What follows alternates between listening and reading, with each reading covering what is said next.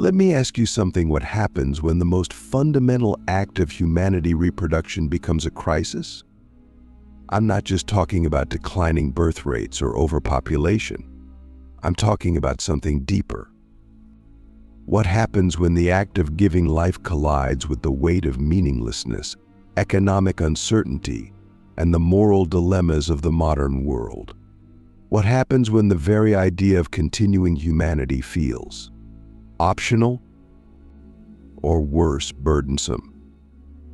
You see, we live in a time where having children, something once seen as a given, now feels like a choice that requires justification. Many of you watching this right now might have already asked yourself, do I even want kids? Or you might wonder, should I bring someone into a world like this? These are valid questions, but they're also profoundly philosophical ones, because wrapped up in these thoughts are issues about morality, purpose, and even the survival of our species. But here's the kicker: this isn't just about us, it's about something far bigger. This is about how humanity defines itself, how we wrestle with our place in the cosmos, and how we carry the torch of existence forward or decide to let it burn out. I want you to stay with me here, because by the end of this video, we're going to confront some of the most difficult questions you've ever been asked. Questions that might actually change the way you think about life, about the future, and about yourself. Let's start with the basics. Why do we even reproduce? Is it biology, love, duty, or something else entirely? At its core, reproduction is about survival. Every living organism is programmed to continue itself, to pass on its genetic material. It's the ultimate biological imperative. But humans, we complicate things, don't we? We don't just reproduce to survive. We reproduce because of culture, religion, societal expectations, and sometimes even love. And yet, all of these reasons are starting to feel shaky in today's world. Click subscribe to this channel to get more profound insights. Think about it. For most of human history, reproduction wasn't a question. It was an assumption. You grew up, you had kids, and those kids continued your legacy. But now we have the freedom to choose. And that freedom has left us paralyzed. What if I'm not ready? What if the world isn't ready? These aren't just personal questions, they're collective ones. They're questions about whether humanity itself is ready to continue. But here's the real philosophical twist: what if it's not just about us? What if reproduction isn't just about creating new life, but about creating meaning? What if the act of having children is tied to something much deeper, our desire to leave something behind, to defy death, to carve our names into the sands of time? And what happens when that meaning starts to slip away? Think about the ancient philosophers: Plato, Aristotle, Confucius. They all believed that reproduction was tied to virtue and the good life. For them, having children was an extension of living well, of fulfilling your role in the natural order. But fast forward to today, and that narrative feels distant, doesn't it? We're no longer sure what the good life even means, let alone how children fit into it. I want to pause here and ask you something. Have you ever wondered why we even care about the future? Why do we care what happens after we're gone? Is it because we're selfless, or is it because we're afraid of being forgotten? Be honest with yourself. Are we really thinking about future generations, or are we trying to soothe our own existential dread? You see, the crisis of reproduction isn't just about declining birth rates or whether people want kids. It's about something much bigger. It's about how we see ourselves in the grand scheme of things. Are we just individuals living for ourselves? Or are we part of something greater, something that demands continuity, even when it's hard, even when it's uncertain. And this brings us to the heart of the crisis. We're living in a world where the future feels fragile. Climate change, political instability, economic precarity, they all make us question whether it's ethical to bring new life into the world. And let's not forget the personal stakes, the cost of raising a child, the emotional labor, the sacrifices. It's no wonder that so many people are opting out.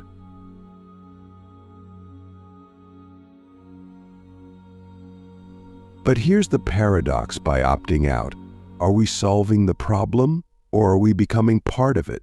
Is refusing to reproduce an act of rebellion against a broken system, or is it surrender? There's a concept in philosophy called generative ethics. It's the idea that our moral duty extends not just to those who are alive now, but to those who will come after us. Think about that for a second. What if we owe something to the future? What if our decisions today ripple outward, shaping lives that we'll never see?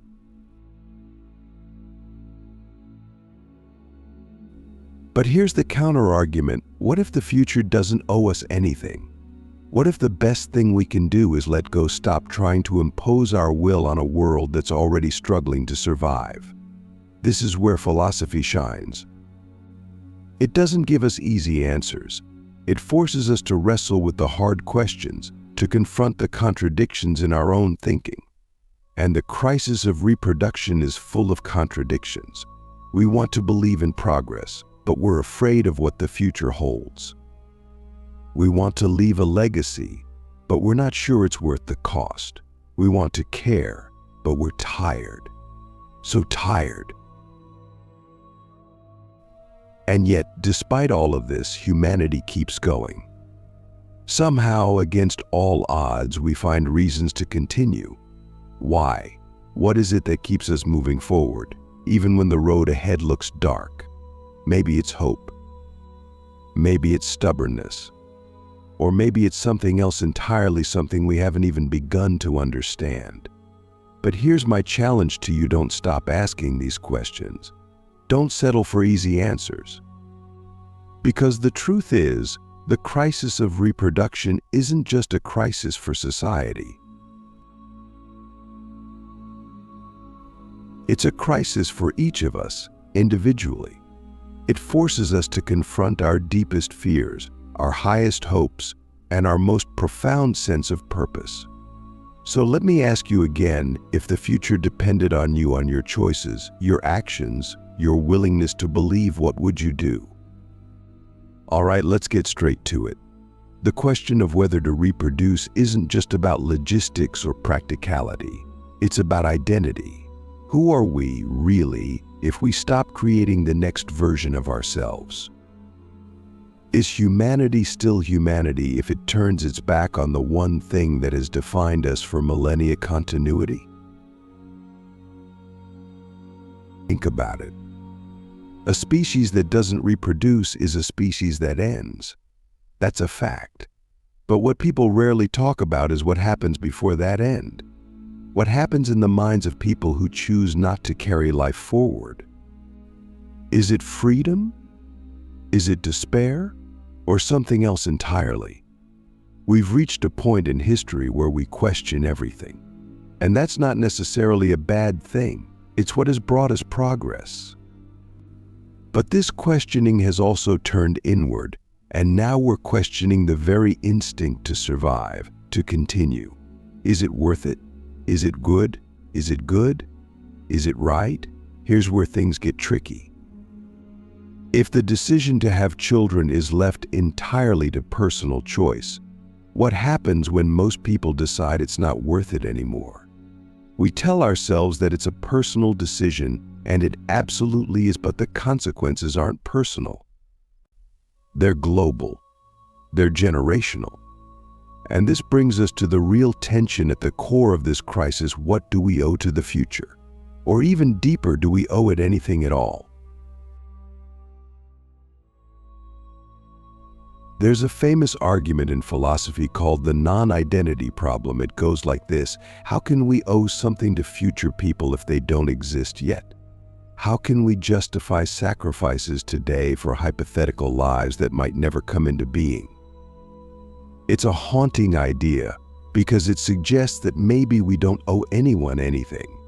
Maybe the future really doesn't matter. But then again, if that's true, what's the point of anything? You see, the problem with denying the importance of the future is that it pulls the rug out from under everything we value in the present. Think about the things you care about most right now: your relationships, your work, the things you love to do. Strip away all connection to the future, and those things start to feel hollow, don't they? Even if you don't want kids, even if you think the idea of legacy is overrated, there's still this undeniable thread that ties who we are now to what comes next. It's not just about children. It's about the stories we tell, the things we build, the mark we leave on the world. But here's the catch: we've started to lose faith in those marks. The cynicism of our age is one of its defining features.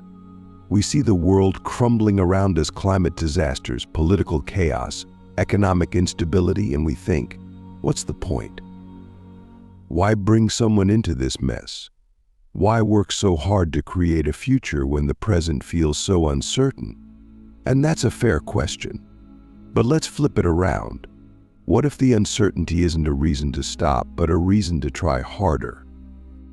What if the very fact that the future feels fragile is why it's so important to invest in it? This isn't about blind optimism or naive hope. It's about responsibility. Not the kind of responsibility that feels like a burden, but the kind that makes life worth living. The kind that gives you purpose, even in the face of chaos. And that's the thing about responsibility: it's not just about doing what's right. It's about finding meaning. Now, I know what you're thinking. This sounds a little too abstract, too philosophical. Let's bring it back to reality. Let's talk about what this actually looks like in the world we live in today. We've all heard the arguments: kids are expensive, the planet is overpopulated, parenting is hard. And those are all valid points. But they're not the whole story. Because the truth is, the crisis of reproduction isn't just about external factors. It's also about the way we see ourselves. In a world that celebrates individualism, having children can feel like giving something up. Your time, your freedom, your identity. But here's the paradox: the very act of giving something up is often what makes life meaningful. Think about the times in your life when you felt most fulfilled. Chances are, those moments weren't about chasing pleasure or avoiding responsibility. They were about connection, about doing something that mattered, even if it was hard. Especially if it was hard. And that's where the deeper question lies. Are we avoiding reproduction because it's genuinely not right for us, or because we've been taught to fear sacrifice? This isn't about guilt or shame. It's about understanding ourselves. It's about recognizing that the things we value most, love, purpose, growth, often come from the very things we're so quick to avoid. But let's not romanticize this. Having kids isn't some magical solution to life's problems. It's messy. It's exhausting. It forces you to confront parts of yourself you'd rather ignore. But maybe that's the point. Maybe the things that challenge us the most are the things that make us who we are. And let's not forget, this isn't just about individuals. It's about humanity as a whole. If we decide collectively that reproduction isn't worth it anymore, what does that say about us? Is it a sign of progress, of breaking free from outdated norms? Or is it a sign that we've lost faith in ourselves, in each other, in the future? These aren't easy questions, and there aren't easy answers. But the fact that we're even asking them is significant. It means we're thinking deeply about what it means to be human. So let's take a step back and look at the bigger picture. Let's imagine a world where the decision to reproduce isn't driven by fear or guilt, but by a genuine belief in the value of life. A world where we see children not as a burden, but as a continuation of what we've started. What would it take to create that world? It would take more than just policies or incentives. It would take a cultural shift, a new way of thinking about the future. It would take courage, not just to bring life into the world, but to believe that life is worth bringing into the world. And that belief? That's something philosophy has been wrestling with for centuries. Because at its core, this isn't just a question about reproduction. It's a question about hope, about whether we believe in the possibility of something better, about whether we're willing to fight for it, even when the odds are against us. And that's the real challenge, isn't it? Not just to survive, but to create a future that's worth surviving for.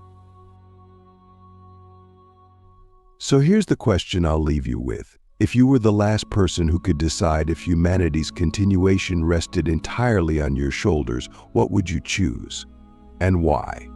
Let's not waste time sugarcoating it. The world we've created is complicated.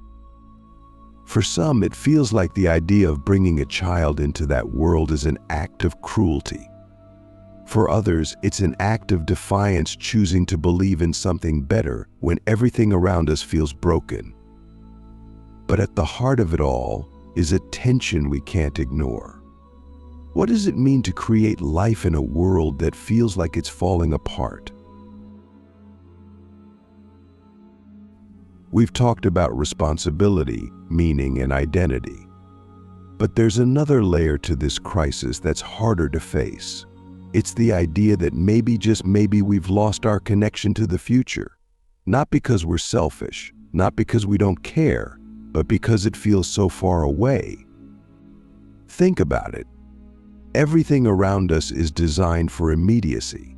Instant news, instant gratification, instant validation.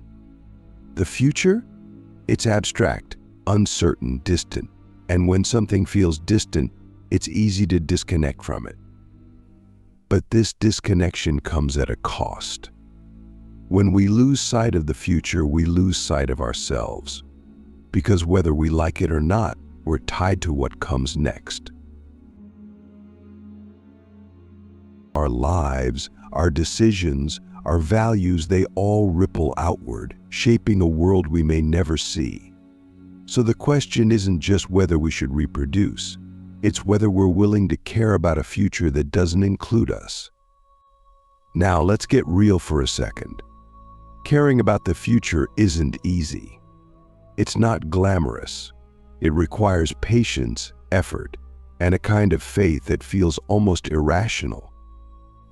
And in a world that's constantly screaming for our attention, it's hard to justify investing in something we might never benefit from. But isn't that what makes it meaningful? Think about the people who came before us, the ones who built the systems, the cities, the ideas we rely on today. Most of them never saw the full impact of their work. They didn't know how their choices would play out, and yet they believed it was worth it. They believed that planting a tree, even if they'd never sit in its shade, mattered. And maybe that's the challenge we're facing now. Not just the choice to reproduce, but the choice to believe that what we do today matters tomorrow. But it's not just about belief, it's about action. If we want a world where reproduction feels like a meaningful choice, not a burden, not an obligation, but a choice, we need to start building that world. And that means addressing the real, tangible barriers that make people hesitate. We need to look at the systems we've created and ask, are they designed to support life? Or are they designed to extract as much as possible from it? Are we building a society where people feel safe, supported, and valued, or one where survival feels like a constant battle? This isn't just about policies or programs. It's about rethinking what it means to thrive. It's about creating a world where bringing life into it feels like adding to something beautiful, not something broken. And let's be honest, we're not there yet. But here's the thing, we don't have to be perfect to try. Change doesn't happen all at once. It happens in the small, deliberate choices we make every day. It happens when we decide to care, even when it's easier not to. And caring isn't just about having kids. It's about the way we treat each other, the way we invest in the things that matter, the way we show up for the people around us. Because at the end of the day, the future isn't just about children. It's about all of us. So where does philosophy fit into all of this? Philosophy doesn't give us answers. It gives us tools. It forces us to confront the contradictions, the fears, the hopes that shape our decisions. It asks us to think critically, to question our assumptions, to dig deeper into the things we take for granted. And when it comes to the crisis of reproduction, philosophy reminds us that this isn't just a practical issue. It's an existential one. It's about who we are, what we value, and what we're willing to fight for. But here's the hard truth: no amount of philosophy can make the choice for us. Ultimately, it's up to each of us to decide what kind of future we want to create, or whether we want to create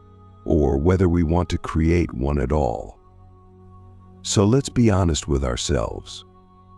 Let's stop pretending this is an easy question with an easy answer.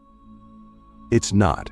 It's messy, it's complicated, and it forces us to confront parts of ourselves we'd rather ignore. But that's what makes it so important. Because the way we answer this question, the way we respond to the crisis of reproduction, will shape more than just the next generation. It will shape who we are right now.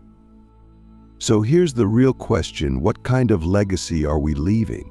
Not just for the people who come after us, but for ourselves. What does it say about us if we choose to care or if we choose not to? This isn't about guilt. It's not about pressure.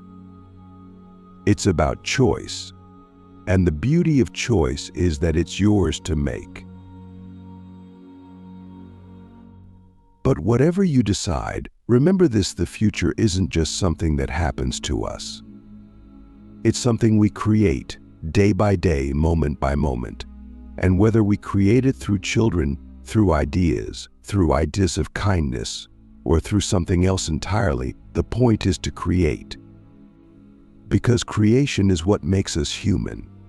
It's what connects us to something bigger than ourselves.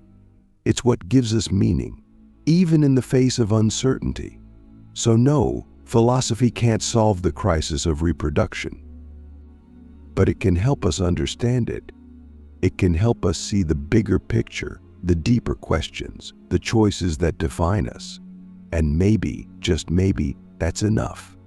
The rest, that's up to you.